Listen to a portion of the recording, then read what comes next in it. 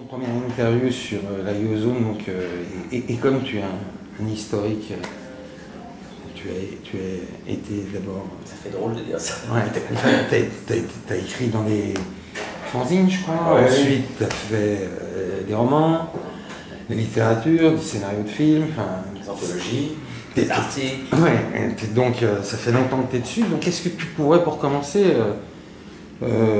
faire une rapide présentation et retracer rapidement ton parcours? Oui. J'ai commencé, en fait, bon, c'est une passion imaginaire au sens large et précisément la science-fiction. C'est une passion qui remonte à quand j'avais 10 ans, en gros, où j'ai raconté cette expérience plein de fois, mais j'aime toujours la raconter, où j'ai découvert un jour à la bibliothèque municipale de Savigny-sur-Orge, la banlieue parisienne où j'habitais, les 5 ou 600 premiers numéros de la collection Anticipation du Fleuve Noir dans une armoire en fer. Et j'ai su instantanément que je ferais ça. Voilà. Devant cette armoire, je suis resté pétrifié. Et d'une certaine manière, je suis toujours pétrifié là-bas. Je suis toujours guidé par cette émotion qui était de l'ordre de la... entre le pressentiment et la révélation personnelle. De me dire, je veux faire ça. Voilà. C'était tellement fort que quand j'étais très très jeune, j'étais un enfant, mais quand j'ai commencé à comprendre les histoires de rythme de parution, de numérotation de collection, etc., on en était anticipation, on devait en être au numéro, je sais pas, 7 ou 800. Et j'ai calculé, je me suis dit, oh, le numéro 2000 sortira quand j'aurai dans les 30 ans, je ferai le numéro 2000, ben je le fais. Belle histoire, c'est vrai. Non, mais bon, donc, non, mais c'est pour dire que j'ai la tête dure, quoi. Je suis un obstiné. Bon, et puis, d'autre part, c'était une époque où je faisais absolument aucune différence entre bande dessinée et littérature. D'ailleurs, j'en fais toujours pas vraiment. Ça a toujours été aussi deux supports aussi légitimes pour moi. J'ai commencé en faisant les deux. C'est-à-dire les idées d'histoire me venaient et je dessinais un peu quand j'étais gosse. Donc parfois ça sortait sous forme de dessin, parfois sous forme de texte. Et puis j'ai quand même assez vite compris que je ne serais jamais un bon dessinateur. Donc l'idée de faire des scénarios est venue naturellement. J'ai commencé au lycée à publier dans les fanzines et des planches de BD, dans des albums autoproduits et des nouvelles dans les fanzines. 82-83, j'étais lycéen et les radios libres se sont libéralisées en France. La bande FM s'est ouverte. J'ai créé une émission qui était peut-être la première émission de radio consacrée à la bande dessinée en France, qui a duré 2 ans. Elle s'appelait Potion Magique, sur une radio communiste de l'Essonne, une radio du Parti communiste. Mais comme j'ai écrit à l'UMA quand j'avais 30 ans, tout ça est au fond assez logique. Et puis après, j'ai arrêté mes études et j'ai travaillé dans les premières librairies albums du quartier latin, 86, 84, 87, avant que ce soit une chaîne, donc vraiment au tout début. Où j'ai passé quelques soirées mémorables avec Hugo Pratt. Enfin bon, c'était très valorisant dans les 20 ans, j'étais au paradis. Et puis à ce moment-là, c'est joué un truc, c'est-à-dire que j'étais peut-être plus ambitieux, ou en tout cas j'avais plus de désir à l'égard de la bande dessinée à ce moment-là.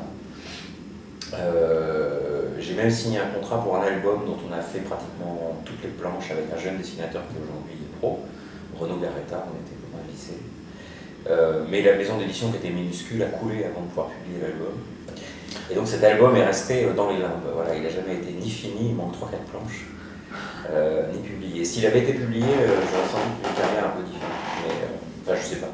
Mais bon, toujours est-il que ça a été une grande frustration et un grand regret. Et je me suis dit, au fond, on est quand même coincé dans la bande dessinée par le fait de devoir soumettre des synopsis, être d'accord, ça coûte cher, c'est très long. Voilà. Donc, je ne pouvais pas indéfiniment compter sur la bande dessinée pour être publié, passer pro et tout, ce qui était l'ambition de toute façon. Donc j'ai réécrit, je me suis mis à écrire de façon plus assidue de la littérature, d'autres nouvelles et finalement un roman qui a été publié au Fleuve en 90. Et à partir de là, finalement, comme c'était la littérature qui avait marché pendant 10 ans, j'ai fait que ça. Mais sans jamais renoncer à la bande dessinée. En 2000, j'ai rencontré Bilal qui avait bien aimé la série Faust, avec laquelle il voyait des points communs avec sa façon de penser le futur. Et il m'a proposé de l'aider à adapter La Foire aux Immortels au cinéma, ce que j'ai fait. Druyet m'a présenté, Villal m'a présenté Druyère, on a commencé à discuter d'un nouveau Lone Sloan, parce qu'il voulait relancer le personnage, ce qui finira peut-être par arriver un jour. Ce projet est dans les larmes depuis 10 ans, mais on n'a pas renoncé. Et puis j'ai plus ou moins arrêté d'écrire pendant 2-3 ans, j'étais vraiment en panne sur tous les fronts. Et quand je suis revenu à la littérature en 2005, j'ai publié un recueil de nouvelles à La Talente, et La Talente envisageait à ce moment-là de se lancer dans la bande dessinée. Donc ils avaient pas mal de dossiers de dessinateurs, ils employaient beaucoup de dessinateurs pour leur couverture, puis il y a beaucoup de dessinateurs dans l'Ouest, bizarrement. Et donc j'ai proposé la création de la collection Flambant Neuf, et les premiers projets, Thomas Lestrange, La Saison de la Couleur, et finalement La Brigade Chimérique avec Jess et Fabrice Collin, qui a bien marché, très bien marché.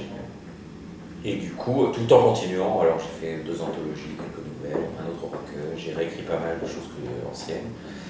Et puis pendant la publication de La Brigade Chimérique, David Chauvel, éditeur chez Delcourt, est venu me trouver pour me proposer d'écrire un one-shot thématique, comme il fait pas mal ici. Ce que j'ai fait, et on s'est très très bien entendu.